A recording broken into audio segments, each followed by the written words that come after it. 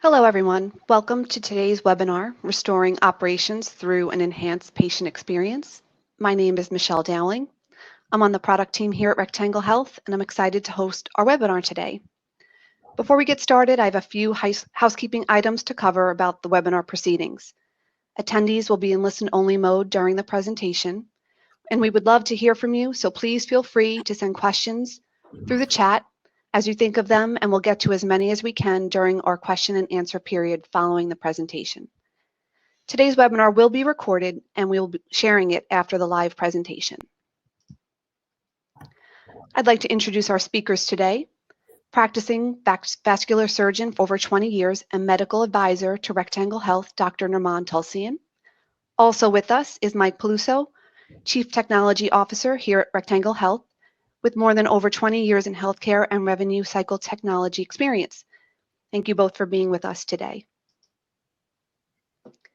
In today's webinar, we'll be discussing the restoration of operations through the lens of the product and patient journey. We'll focus on ways that we anticipate the journey to evolve. Quickly, our already overburdened healthcare system was thrust into utilizing technology, not to make things more efficient, but to ensure physical safety and scale. The current crisis catapulted healthcare into this new environment, and when patients and practices begin to resume operations, patients will have new expectations for their visits. In the forefront of patients' mind is their most basic need, which is that of physical safety. And in order to ensure safety, practices are considering ways to eliminate unnecessary contact by modifying patient check-in, revising office waiting room procedures. And with this, we envision a contactless environment and need to embrace new ways of communicating, getting patients in and out of the practice, but also communication of their financial responsibility. This minimized or contactless environment encouraged handling payments for services rendered via new methods. And now I'd like to turn the presentation over to Dr. Tulsian. Thank you, Dr. Tulsian. Thank you, Michelle. Good afternoon, everyone. Again, my name is Nirman Tulsian. I'm a board-certified vascular surgeon. In my prior life, I also owned and operated a number of urgent and open access primary care centers. So I do have some experience with practice management. I think we've all struggled lately with this hard pause that has been induced by this COVID-19 pandemic. And as much as the coronavirus issue has forced us to reevaluate the manner in which we engage with our patients, the reality is, from my belief, is that the coronavirus issue has really been the flame that has lit the fuse of change that has been underway for the past several years. Healthcare as it stands now has converted somewhat into a retail health model.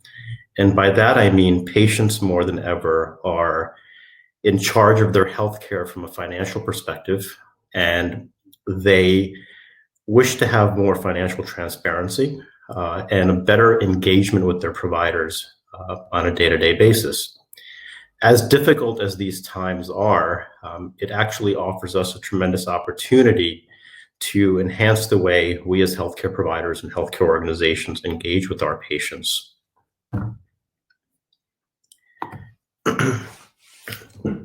Looking at the fact that when we return to operations, when things loosen up, we know that we have to modify the way in which we engage with our patients. And so, as Michelle was indicating, patients have a new expectation when it comes to healthcare.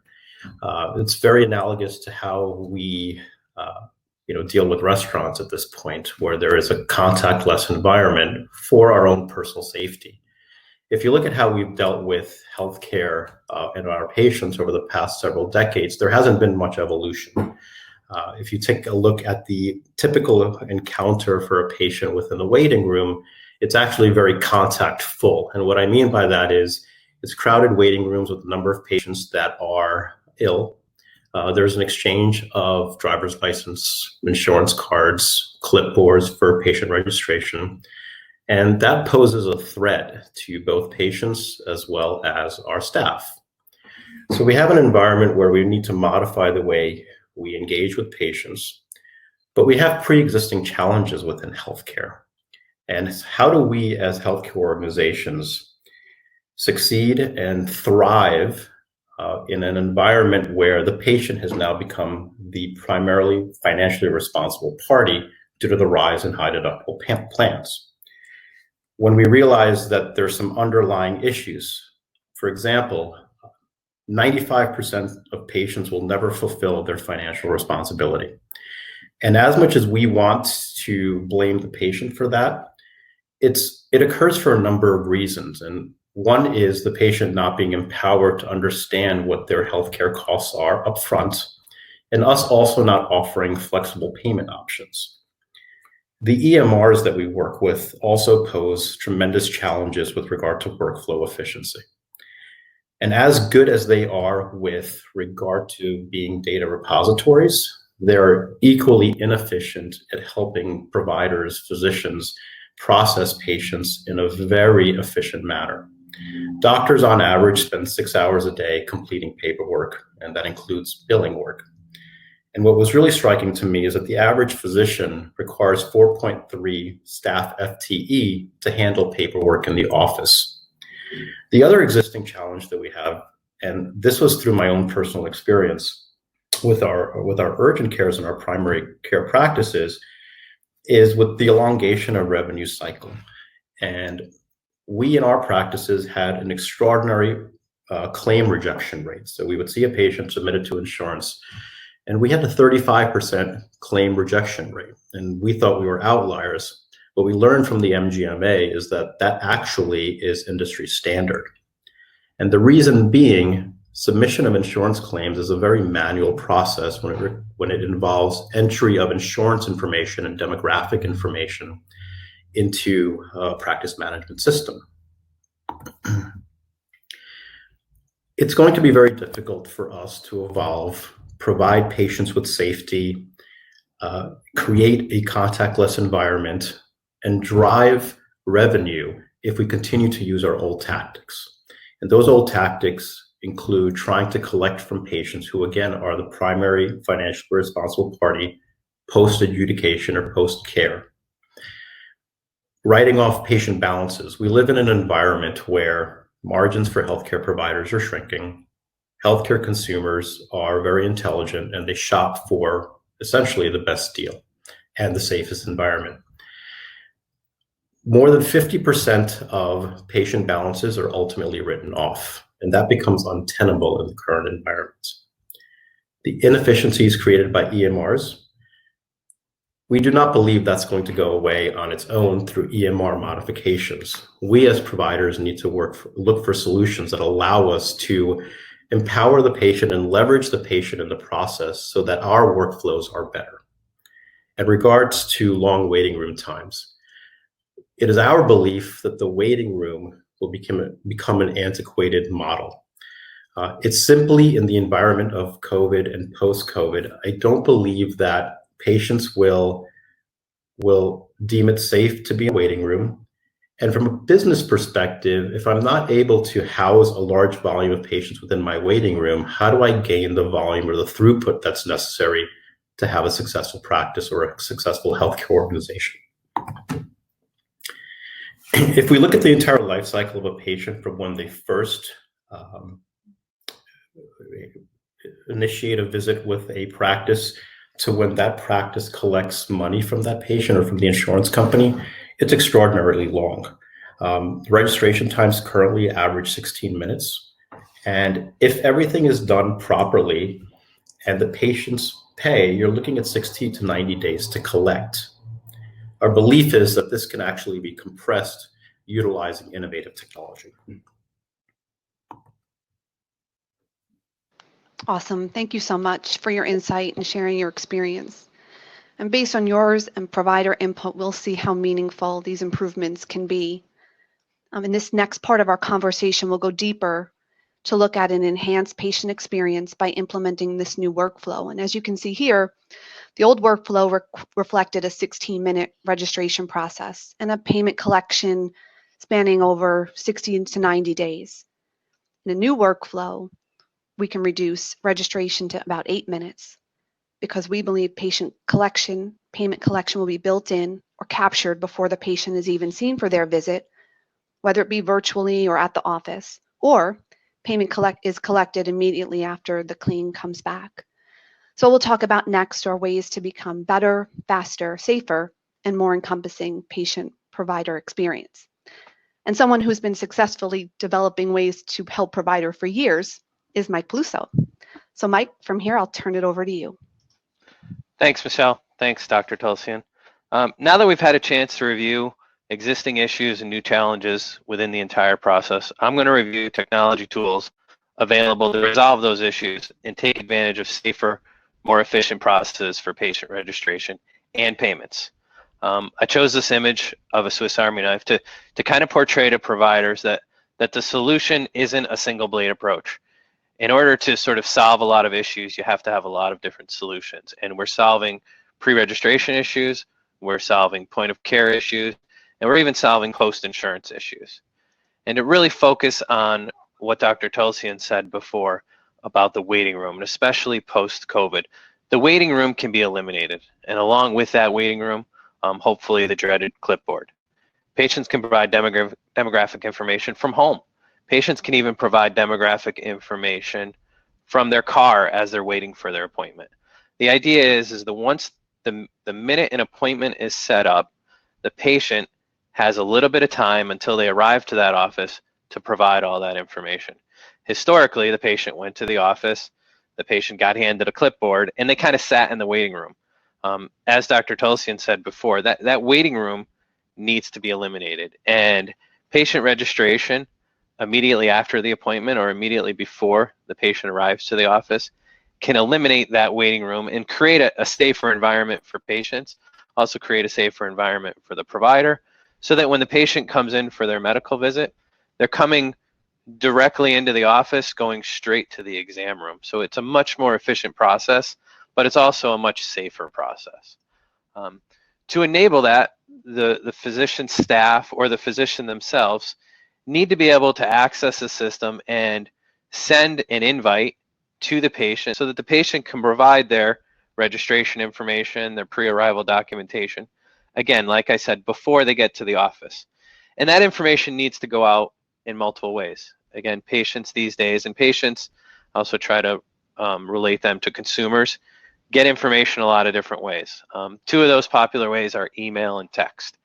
So if I enable a office staff to be able to email or text a patient, the ability for that patient to fill out all the information they would on the clipboard prior to their arrival, it's going to make their arrival at the office a lot more efficient. It's also going to remove a lot of errors, and we'll talk about that a little bit later in the presentation. But again, this screen highlights how we can email a patient, we can text a patient, and I can see a lot of different scenarios within various provider offices. Small providers, a single dental location, a mental health professional, a psychiatrist, they may actually send this invite to the patient themselves. Larger offices may have a centralized resource where they know patients are coming in, they know patients have appointments. In order to kind of create that no waiting room environment, they're going to have a centralized person that could actually send out the invite. Even larger institutions could tie the invite capability, whether it be, again, text or email, can tie that invite capability to their PM system so that immediately after the appointment is set, the patient can fill out that information because they're getting that text or that email right after the appointment is set. So there's a number of different ways, but the idea is we want to get to the patient immediately after they send their appointment, and we want this information before the patient comes into the office. And again, there are even some scenarios where we can see patients doing it from their car in the parking lot, but at least they're not coming into the waiting room and standing in the waiting room, kind of interacting with each other, not social distancing, to steal a buzzword. They're not doing that in the waiting room. What the patient interacts with is really as contactless as possible. Again, they're not filling out a clipboard. Again, they're not sitting in the waiting room. But what they are doing is they're receiving an invite on their phone, that invite, again, via mail or text, and they're entering in information critical to being registered for the visit. And that information can be their first name, their last name. Again, we all have phones. When you put in your first name or your last name, or when a web page on your phone asks for your first name or your last name, if you've entered it in before, you don't have to key the entire thing again. So that the registration process, again, it's no longer that clipboard, but now it's digital. It's much less manual entry. And we want it to be able to work from any device. Again, when we send a message to a patient, whether it be a text or an email, that patient could have a phone. They could have an iPhone. They can have an Android phone. They can have an iPad. They could be doing it from their computer. But it has to work on any device they get. That's a critical piece to remember. And then, as I said, it has to eliminate that manual entry. And it has to, for lack of a better word, make things dummy-proof. Again, if we want a patient to enter in their insurance information, okay, we don't want to have them key it in. I don't know how many of you have ever seen an insurance identification number, but they can be anywhere from 9 to 30 characters, and there's letters and there's numbers, and it can be pretty difficult. And as you're keying that in on your iPhone, it's prone to errors. In order to eliminate those types of errors, enabling something like taking a picture of an insurance card makes it a lot easier. Now, once you have the insurance card in the application can do a lot of other things with that information. Ideally, run an eligibility check immediately. And that eligibility check benefits not only the patient, because now the patient knows, good, I can see this provider, but that eligibility check enables the provider to know the patient's eligible.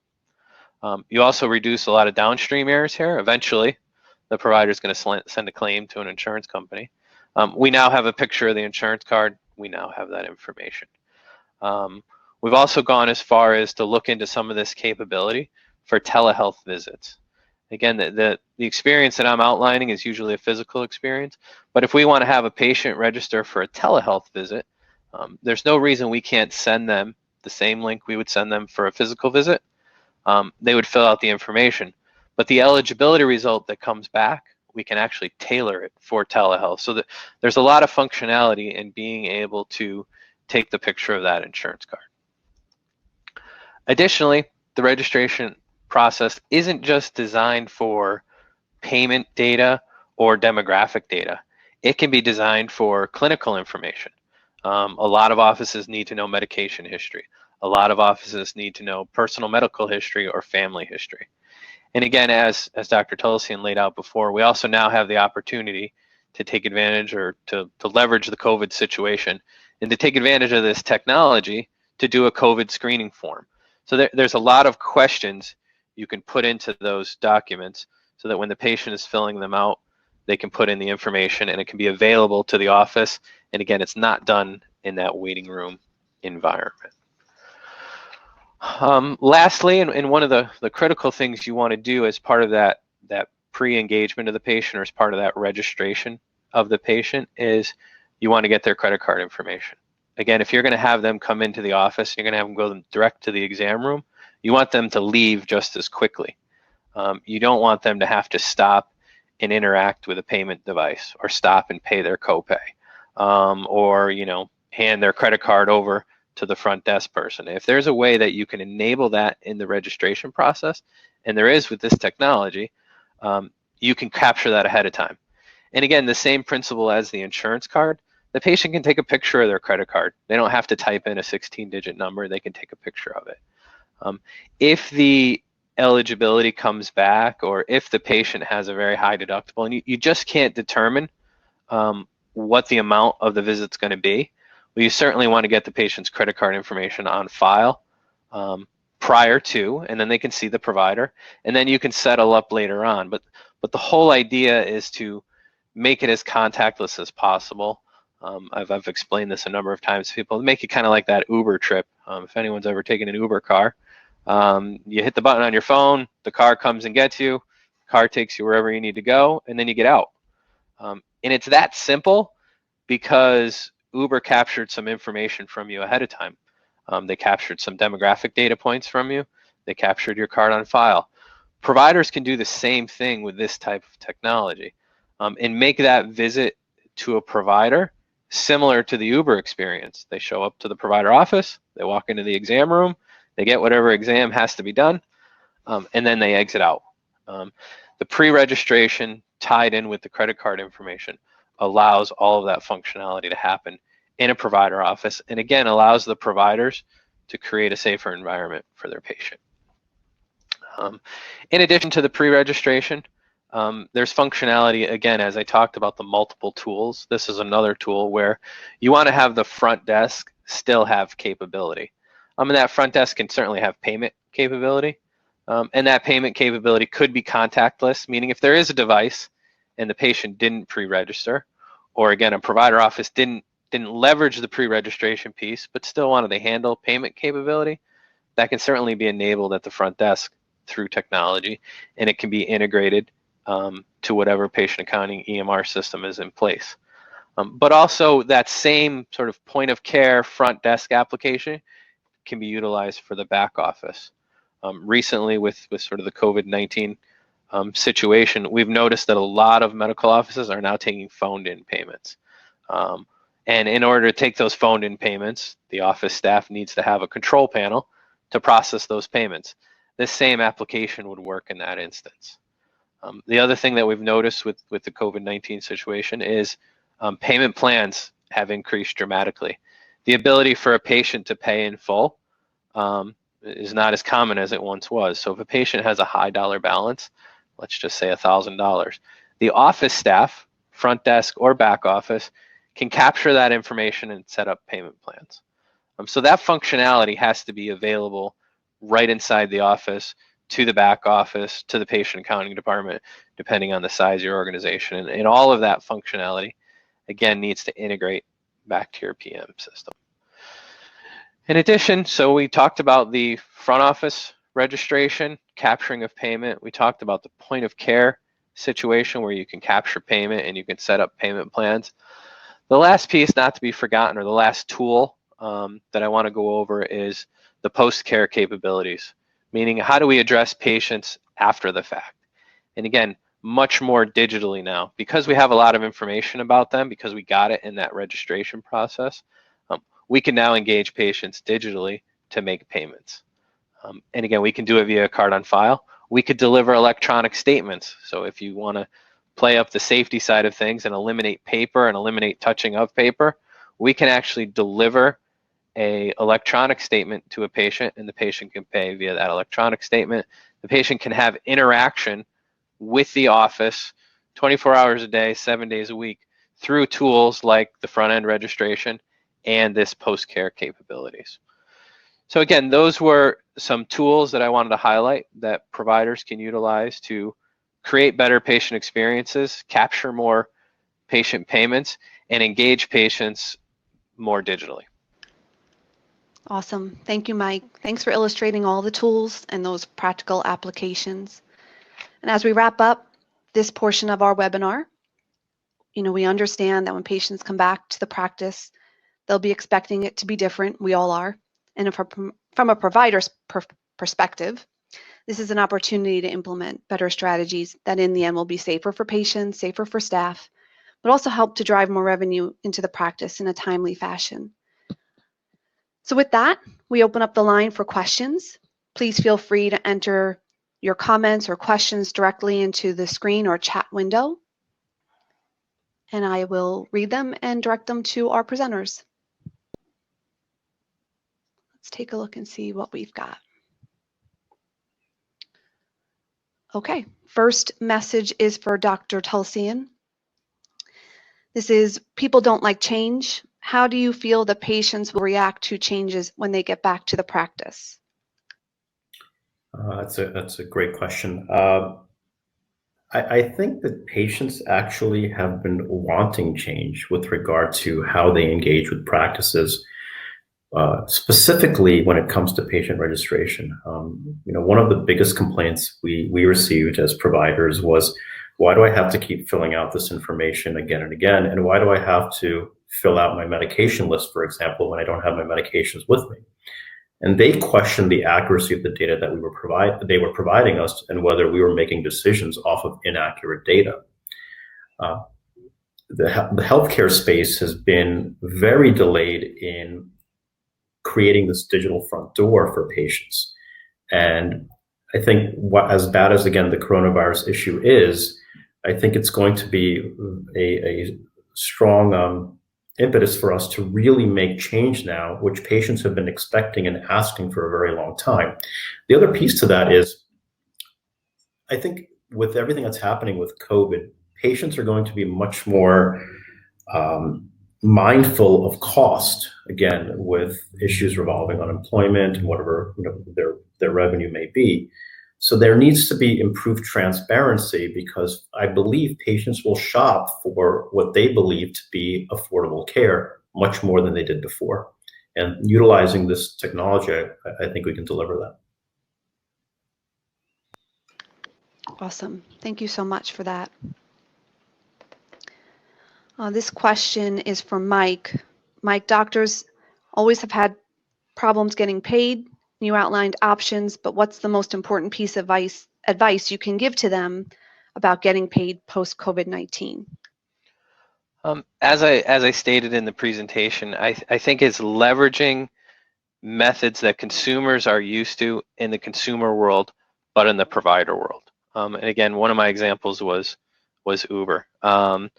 Uber gets paid every time a rider gets into the car because they engage that rider ahead of time with a pre-registration, and they got that rider's card on file. Amazon gets paid every time customers order. So customers go on the Amazon site, they click around, and they hit done. The whole process of getting paid is something consumers are used to. So if the provider community can leverage those types of consumer tools, which are available, if they can leverage those consumer tools and deliver them to patients will gladly pay each and every time. Awesome, thank you. There's a question that's come up about third-party payment plans or analytical tools to support in-house payment plans. Yep.